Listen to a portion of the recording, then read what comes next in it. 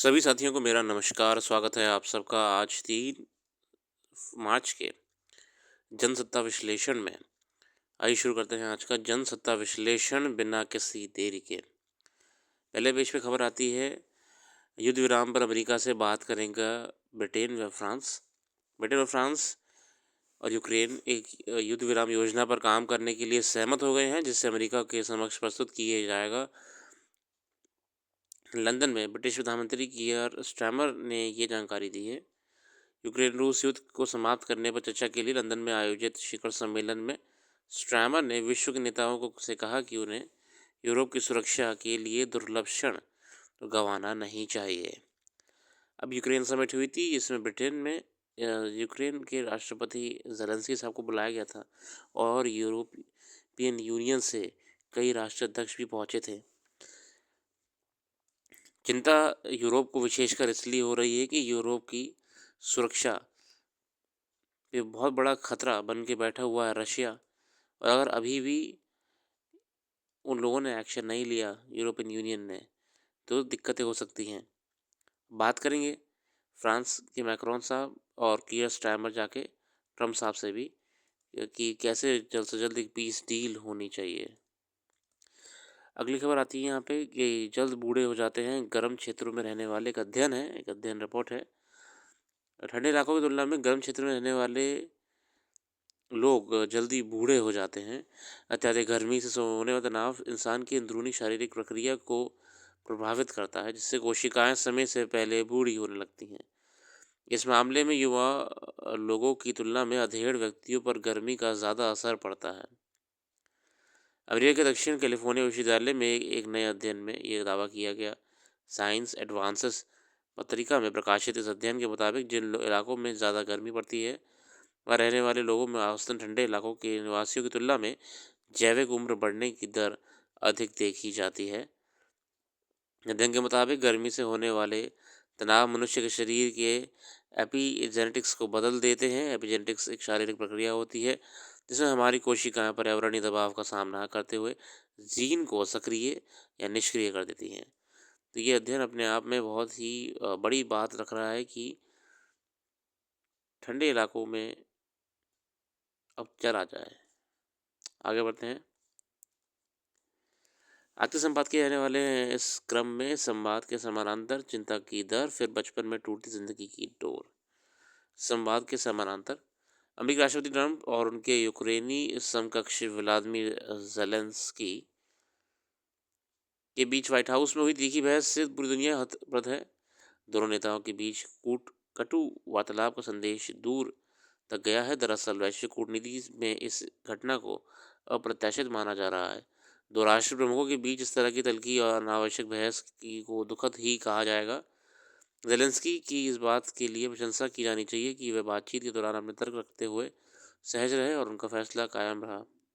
अपने दूसरे कार्यकाल में डोनाल्ड ट्रंप अमेरिका प्रथम की नीति को आगे रखते हुए सहयोगी देशों के साथ इस तरह आक्रामक रवैया अख्तियार किए हुए हैं, वह हैरानी भरा है। देखिए, अमेरिका अपने आप में ट्रांजिशन फेज में चल रहा है, मगर मैं आपको ये बता दूं कि अमेरिका अभी भी बहुत ज़्यादा मजबूत है, बहुत ज़्यादा मजबूत है इन देशों के सामने। इसलिए इन देशों को झुकना ही पड़ता है अमेरिका के सामने आके।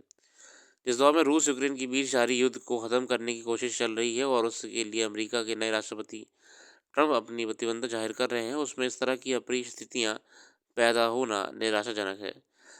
इस अमेरिका ने जहां अपनी प्रतिष्ठा से जोड़ लिया है, तो यूक्रेन ने अपने स्वाभिमान से रूस यूक्रेन युद्ध को समाप्त करने की दिशा में अगर अमेरिका स्वयं को मध्यस्थ मानता है, तो इसे यूक्रेन पर दबाव बनाने से पहले उससे भरोसे में लेना चाहिए।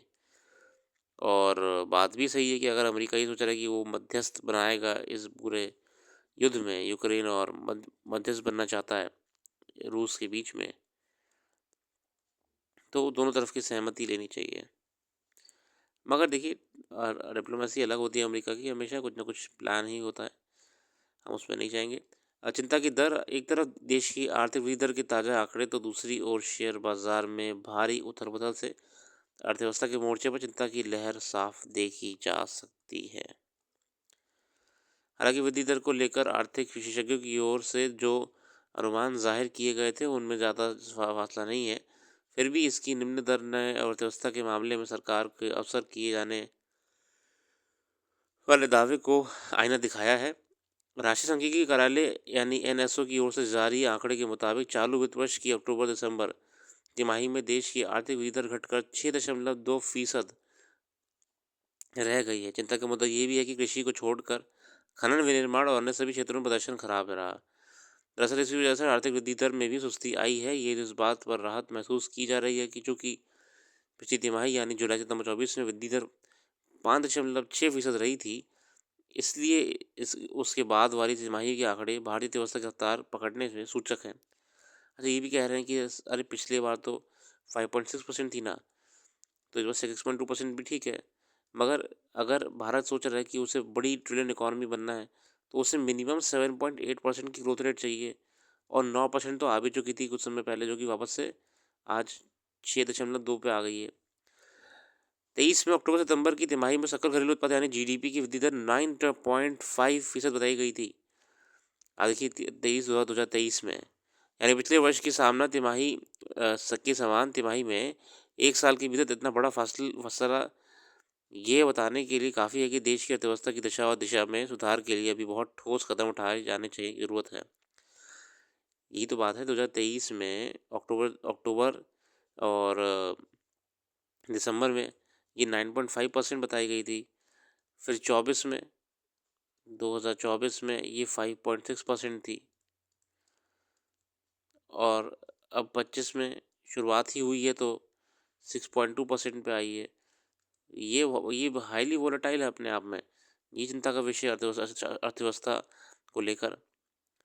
एनएसओ के ताज़ा आंकड़े आने से पहले चालू वित्त वर्ष के लिए वृद्धि दर का दूसरा अनुमान जारी करते हुए इसके 6.5% रहने का अनुमान जताया गया था। इस लिहाज से देखो तो वृद्धि दर कमाबोश आसपास ही रही, मगर इसका समानांतर खनन और उत्पादन क्षेत्र में वृद्धि दर तीसरी तिमाही में एक वर्ष पहले के 4.7% से घटकर 1.4% रह गई है। अफसोस की बात है कि अर्थव्यवस्था के मोर्चे पर ये कई तरह की जटिलताओं के अनुमान पहले से मौजूद रहने के बावजूद सरकार उससे पार पाने की वैकल्पिक इंतजामों पर गौर करने की पर्याप्त कोशिश नहीं करती है। अगर अक्टूबर दिसंबर के त्यौहार मौसम में भी वृद्धि दर संतोषजनक नहीं रही, तो इससे यही पता चलता है कि आर्थिक विकास के संदर्भ में सरकार के दावे चाहे जो रहे हों, मगर ज़मीनी स्तर पर चिंता का काम करने की कोशिश आधी अधूरी है। ये तो है। इस तेज गिरावट से निवेशकों को 9 लाख अभी हाल ही में सेंसेक्स की बहुत बुरी तरह रेड हो गई थी, नीचे गिर गई थी, और कई निवेशकों को 9 लाख करोड़ रुपए का नुकसान हुआ, मार्केट को कम से कम। दुनिया फिलहाल जिस आर्थिक अनिश्चितता की दौर से गुजर रही है, उससे भारत को अपनी अर्थव्यवस्था को संभालने के लिए पूर्व तैयारी करने की ज़रूरत है।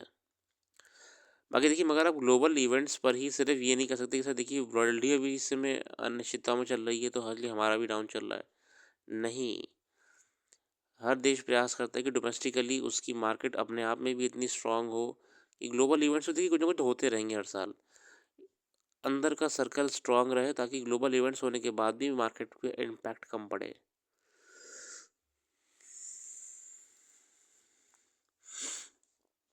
अगला आर्टिकल है बचपन में टूटती जिंदगी की डोर। मोनिका शर्मा जी लिखती हैं, अहमदाबाद के निजी विद्यालय में कुछ दिन पहले 8 साल की बच्ची की हृदयघात से मौत हो गई। बहुत दुखद। सुबह स्कूल पहुंची बच्ची को सीढ़ियां चढ़ते वक्त सीने में दर्द महसूस हुआ, तो वह गलियारे में बैठ गई। फिर कुछ ही पलों में ये बेंच से गिर पड़ी। उस अस्पताल में ले जाया गया, जहाँ चिकित्सकों ने उसे मृत घोषित कर दिया। इस तरह कर्नाटक में भी शिक्षिका को कापी दिखाने के लिए अपनी सीट से उठ रही बच्ची अचानक बेहोश हो गई। अस्पताल ले जाने पर चिकित्सकों ने बताया कि हृदयघात के कारण उसका जीवन समाप्त हो चुका है। प्रदेश के बागपत जिले में पहली कक्षा में पढ़ने वाली एक बच्ची को खेलते समय मौत हो गई। बात यह है कि हमने ये सब खबरें एजेड लोगों में सुनी थी, एडल्ट्स में सुनी थी, बच्चों में क्यों हो रहा है? खेलने कूदने की उम्र में दिल का दौरा पड़ने जिंदगी की टूटती डोर नहीं, नई पीढ़ी के बिगड़ते स्वास्थ्य पर गंभीरता से सोचने का विवश करने रही है। दरअसल दूषित पर्यावरण, मिलावटी खान-पान और निष्क्रिय जीवन शैली बच्चों को भी स्वास्थ्य समस्याओं के घेरे में ले रही है। इतना ही नहीं, मोबाइल फ़ोन में झाँकते हुए बीत रहे समय भी बचपन के लिए बड़ा जोखिम बन गया है। एक और अस्वस्थकर भोजन का बढ़ता चलन, दूसरी ओर तकनीकी व्यस्तता के कारण निष्क्रिय होती जीवन शैली। ये भी है, टेक्निकल रेवोल्यूशन होने से हम बिल्कुल इनएक्टिव से हो गए हैं। अमेरिका के मैरीलैंड विश्वविद्यालय के शोधकर्ताओं का ब्राज़ील, चीन, भारत, नाइजीरिया इत्यादि में विज्ञापन और अंतर्राष्ट्रीय खाद्य एवं पेय पदार्थों के बीच संबंध से जुड़े अध्ययन के अनुसार प्रचलित ब्रांड के खाद्य और पेय उत्पाद सहजता से बच्चों की निजी जीवन शैली में स्थान बना लेते हैं। बहुत ही सही बात कही। किसी जो मॉडर्न लाइफस्टाइल है, जो आपके सामने पोर्ट्रे करा जा रहा है, एक फास्ट फूड का, एक अनहेल्दी लिविंग का, और जिस तरीके से प्रेजेंट करा जाता है बढ़िया-बढ़िया एडवर्टाइज़मेंट्स के द्वारा, इसका असर हमारे माइंड पर साइकोलॉजिकली बहुत गहरा पड़ता है। दुनिया भर में हुए अध्ययन बताते हैं कि विज्ञापन देखकर भोजन की वरीयता देने और बाल स्थूलता में गहरा संबंध है। हर आयु वर्ग के लोगों में हृदय रोग का जोखिम बढ़ाने वाले मोटापा बाल स्वास्थ्य के लिए भी बड़ा खतरा बन गया है। मोटे बच्चों में उच्च रक्तचाप या उच्च कोलेस्ट्रॉल जैसे कारक दिल की सेहत बिगाड़ते हैं। मोटापे का सामना कर रहे कई बच्चों में दोनों में से एक कारक हृदय रोग के जोखिम को बढ़ाता है। आमतौर पर हमारे घरों में आज भी यह माना जाता है कि बच्चों को उच्च कोलेस्ट्रॉल और दिल की बीमारी जैसी समस्याएं कैसे हो सकती हैं, जबकि हृदय रोग केवल वयस्कों और बुजुर्गों में ही नहीं होता। नवजात शिशुओं और बच्चों का दिल भी बीमार हो सकता है। अध्ययन बताते हैं कि कुछ मामलों में इस बीमारी की जड़ कही जाने वाली उच्च कोलेस्ट्रॉल की समस्या वंशानुगत भी होती है, कुछ जेनेटिक्स भी होती है। पारिवारिक हाइपोकोलेस्ट्रोलीमिया के नाम से जाने जाने वाले वैसे लगभग 1 से 2% बच्चों में होती है। ह्यूस्टन के पीडियाट्रिक कार्डियोलॉजी एसोसिएट्स की निदेशक क्लारसा गार्सिया का कहना है कि अब प्री स्कूल की उम्र से ही बच्चों में उच्च कोलेस्ट्रॉल, उच्च रक्तचाप और मोटापे जैसी परेशानियां बढ़ रही हैं। जब हम इन संकेतकों को जल्दी पहचान लेते हैं, तो भविष्य के अधिक गंभीर हृदय समस्याओं से बचने के लिए कदम उठा सकते हैं। अध्ययनों में ये भी सामने आया है कि कई लोगों में फैटी प्लाक का निर्माण बचपन से ही शुरू हो जाता है, जो उम्र के साथ बढ़ता जाता है। तो ऐसा नहीं है, अगर अगर जैसे हम लोग सोच रहे थे कि सिर्फ एडल्ट या फिर एजड लोगों में ही हार्ट अटैक की समस्या आती है, बच्चों में भी आती है, वो सेंसिटिव होते हैं। कुछ जेनेटिक्स होती है और कुछ लिविंग हैबिट्स की वजह से होता है। और ये दुखद है ही कि हंसते खेलते बच्चे इतनी जल्दी चले जाएंगे तो कैसे समाज भी आगे बढ़ेगा। बच्चों का स्वास्थ्य सहजाने के मोर्चे पर पोषणयुक्त भोजन और सक्रियता सबसे अहम पक्ष है। बीमारियों के बढ़ते खतरे को देखते हुए बच्चों के खाद्य और पेय पदार्थों में बहुत अधिक नमक या अतिरिक्त चीनी और वसा को लेकर अब सजगता बेहद आवश्यक है। असल में जन्मजात दोष के अलावा शारीरिक स्थूलता, सक्रियता और की कमी और कुपोषण बच्चों में हृदय रोग के जोखिम को बढ़ाते हैं। वापस से एक हेल्दी लिविंग की तरफ जाना पड़ेगा, ये ध्यान देना पड़ेगा कि कोई भी कंपनी या कोई भी ऐसा विज्ञापन अगर किसी को प्रभावित करता है अनहेल्थी फूड्स खाने को लेके, तो सरकार की तमाम एजेंसियां हैं जो नेगेटिव एडवर्टीजमेंट्स पे लगाम लगाती हैं।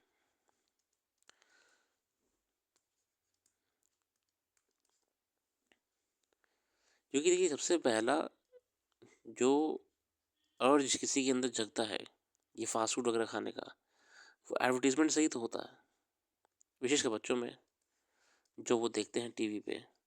तो सरकारों को भी ये काम करना चाहिए कि स्वास्थ्य को प्राथमिकता देते हुए या तो हेल्थ हेल्थ एडवाइजरीज भी एक नीचे इंक्लूड करवाएं फूड एडवर्टीजमेंट्स में। जैसे कि आप देखिए बॉर्नवीटा वगैरह हॉर्लिक्स था, किसी को पता था कि आज तक ये कितना नुकसान कर रहे थे? अब आप यूट्यूब पे देखिएगा, सरकार ने कई इंडिपेंडेंट एनालिस्ट, हेल्थ एडवोकेट्स के आंदोलन के बाद, के लगातार सरकार से गुहार के बाद इन बड़ी हेल्थ ड्रिंक्स, बॉर्नवीटा, हॉर्लिक्स, इन सब में प्रॉपर एडवाइजरी लिखवाना शुरू करवाई कि इसमें शुगर की मात्रा ज़्यादा है, क्योंकि हर चीज़ जो दिखती है वो अच्छी हो ये गारंटी नहीं है, और हेल्थ मजाक भी नहीं है। बहुत बढ़िया तरीके से सरकारों को समय रहते स्वास्थ्य पे ध्यान देना जरूरी है। दुखद है खबर ये। आगे अंतर्राष्ट्रीय खबरों में ब्लू घोस्ट नाम का एक निजी कंपनी का चांद पे लैंड कर चुका है। अमेरिकी अंतरिक्ष एजेंसी नासा के लिए ड्रिल, वैक्यूम और अन्य प्रयोग उपकरणों के साथ एक निजी कंपनी का लैंडर रविवार को चंद्रमा की सतह पर उतरा। फायरफ्लाई एयरस्पेस का ब्लू घोस्ट लैंडर चंद्रमा की कक्षा से उसकी सतह पर उतरा। प्राइवेट एक्सप्लोरेशन भी बहुत बढ़ चढ़ के काम कर रहा है स्पेस में। बाकी फिर ऐसी कोई विशेष खबर खेल जगत में है नहीं। आज के लिए रखते हैं। अपना कीमती समय देने के लिए बहुत बहुत धन्यवाद। कल फिर आएंगे नई वीडियो के साथ। Thank you.